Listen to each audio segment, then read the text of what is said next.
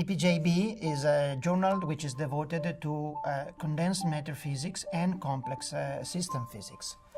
The journal is an archival journal, so we publish papers, both experimental papers, theoretical papers, both research papers and review papers, especially colloquia papers.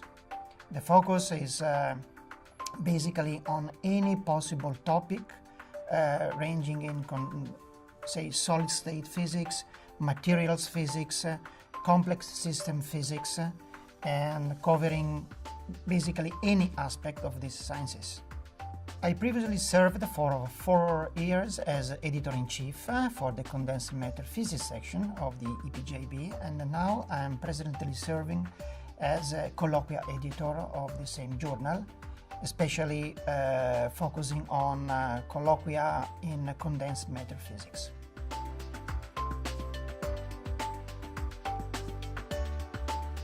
A colloquium paper is not a standard review. It's a short topical review, about 20 pages, and printed pages, I mean, which is addressed to either emerging new topics in condensed matter physics, or it offers a sort of perspective view on some new directions that, according to the author, should be better focused by research teams worldwide.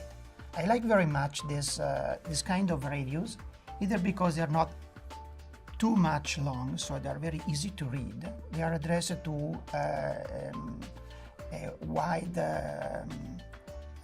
board of people, so they are not too specific, too technical, okay? And nevertheless, they offer a very updated list of references, and could be useful for any people, either senior researchers or younger people, to enter in a new field.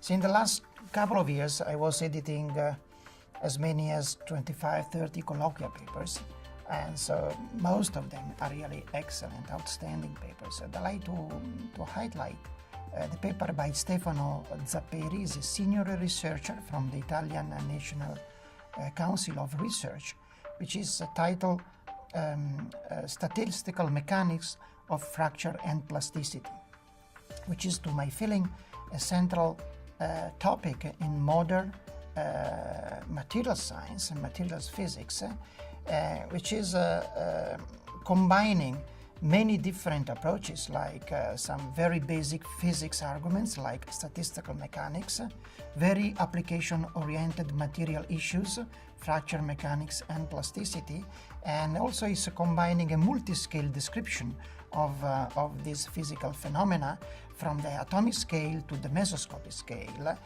putting also some emphasis on what we could mention to be a sort of emerging behavior from the bottom to the macroscopic scale. So it was a very nice colloquia paper, enlightening a couple of possible new directions in this field that I really enjoyed very much reading.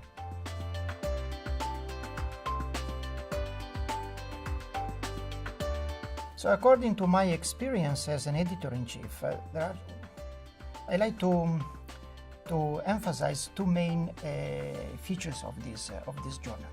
The first one is that our editors, I mean either the editors-in-chiefs and the associate editors, are active scientists. They're not just, say, editors, okay? But they rather are competent on any specific topic of condensed matter physics. This is at variance with other, say, journal in our field. And according to this, I mean, as an author, you are guaranteed that your paper is handled by an expert, okay? So it is addressed to the right referees, which are competent in the specific topic which is covered by your paper. And the second issue that I like to mention here is that we have an handling system which is totally web-based, which is very good for us as an editors, because I mean we can manage any aspect of the editorial processing from the very first step when the paper is received by the journal up to the end of the process through this web-based procedure, which is very effective, and this helps a lot in having the overall publication time comparatively shorter than other journals. Another strength of the journal is that we have an editorial staff which is very competent under any respect, and so this helps a lot us editors in processing the paper since the very beginning up to the publication. You can ask as much assistance as you need in order to find out referees, in order to elaborate specific forms of communication to the authors. You can keep track of the full editorial process by looking at the important dates, tracking the flow of the paper, and that's really, I mean, it's very important and it works very well.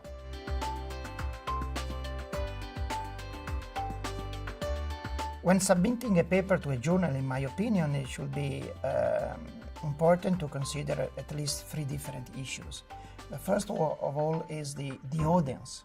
Okay, so I don't like to publish my papers on journals which are too narrow, too specific, and addressed to a super specialist audience. Okay, EPJ B is not like that. It's an archival journal, so here you can find any topic in condensed matter and complex systems. You can find theoretical, computational, and experimental investigation. It's really good for having as much broad as possible overview on what's going on in this topic. The second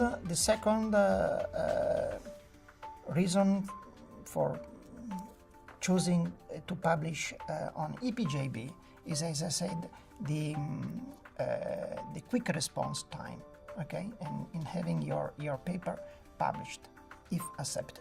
Okay, and so this is something that, according to my feeling from the scientific community, is very important. Okay, so timely publication is very important. And also I like to add that the quality of the printing of this paper, even if most of us are now downloading papers from the web, I mean the quality of the pictures, the quality of the graphics of this journal is really excellent. This is important not only, I mean, for choreographic reasons, but especially when looking at pictures and trying to extract information from the pictures. I mean, this is very important.